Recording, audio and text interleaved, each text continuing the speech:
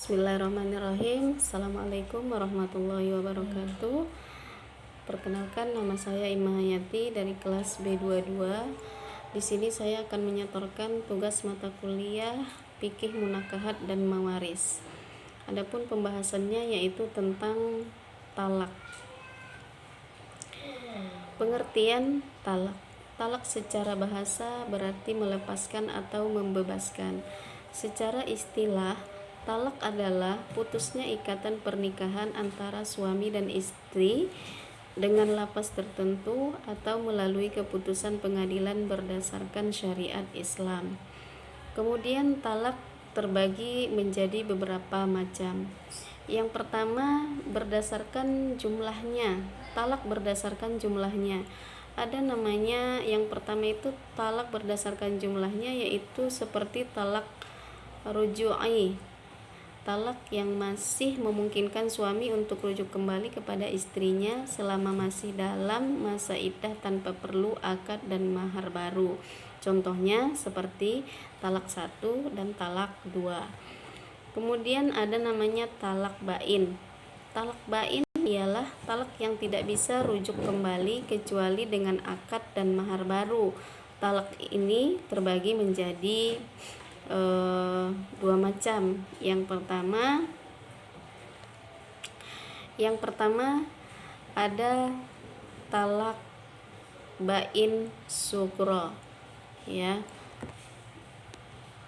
Bain sugro ini talak yang belum mencapai 3 kali dan masih bisa menikah kembali dengan akad yang baru.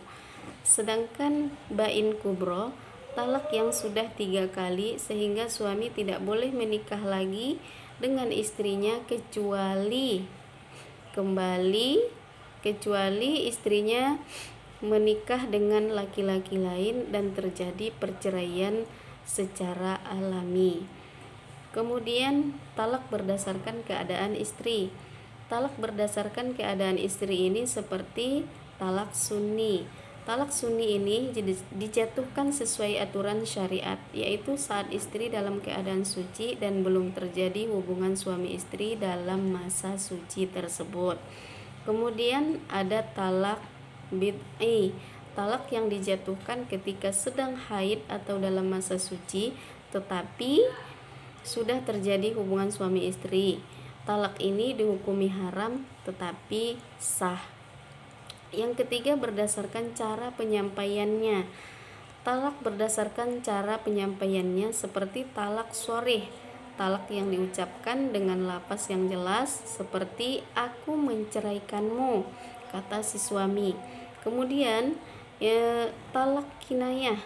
Talak kinayah ini talak yang diucapkan secara lafaz dan mengandung makna ganda seperti pergilah ke rumah orang tuamu, akan tetapi si suami berniat dengan niat menceraikan. Kemudian yang keempat itu berdasarkan sifatnya.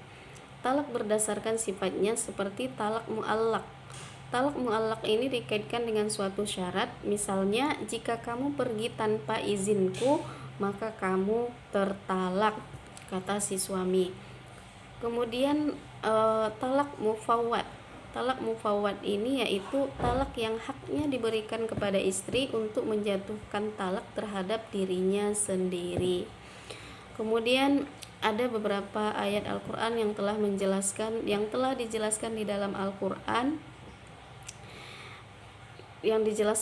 Al-Qur'an, surah Al-Baqarah ayat 229 yang berbunyi Bismillahirrahmanirrahim. At-talaqu marratani fa imsakun bima'rufin aw tasrihu bi ihsan wala yakhillu lakum an ta'khudhu mimma ataitumuhunna syai'an illa ayyakhafa alla yuqima hududallah fa in hibtum alla yuqima hududallahi fala junaha alaihima fi mabtadat bihi tilka hududullahi fala ta'taduha wa may yata'adda hududallahi faulaika humudz zalimun, yang artinya talak yang dapat dirujuk 2 kali, setelah itu boleh rujuk lagi dengan cara yang baik atau menceraikannya dengan cara yang baik pula. Tidak ada hal bagimu mengambil sesuatu yang telah kamu berikan kepada mereka kecuali jika keduanya khawatir tidak dapat menjalankan hukum-hukum Allah. Jika kamu khawatir keduanya tidak dapat menjalankan hukum-hukum Allah, maka tidak berdosa bagi keduanya atas tebusan yang diberikan oleh istri untuk menebus dirinya. Itulah hukum-hukum Allah, maka janganlah kamu melanggarnya. Barang siapa yang melanggar hukum-hukum Allah, mereka itu orang-orang yang zalim. Quran Surah Al-Baqarah ayat 229. Kemudian dijelaskan lagi di dalam Al-Quran Surah At-Talaq ayat 2 yang berbunyi Bismillahirrahmanirrahim. Faida balagna ajalahunna fa imsakuhunna bima'rufin aw farikuhunna bima'rufin wa ashhidu dawa adalu minkum wa adalim minkum wa aqimus syahadati lillahi dzalikum yu'adu bihi man kana yu'minu billahi wal yaumil akhir wa may yattaqillaha yaj'al lahu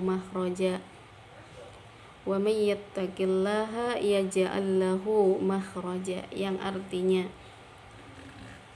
apabila mereka telah mendekati hari iddahnya, maka rujuklah mereka dengan cara yang baik atau ceraikanlah mereka dengan cara yang baik pula, dan persaksikanlah dengan 2 orang saksi yang adil dan di antara kamu, serta tegakkanlah kesaksian itu karena Allah.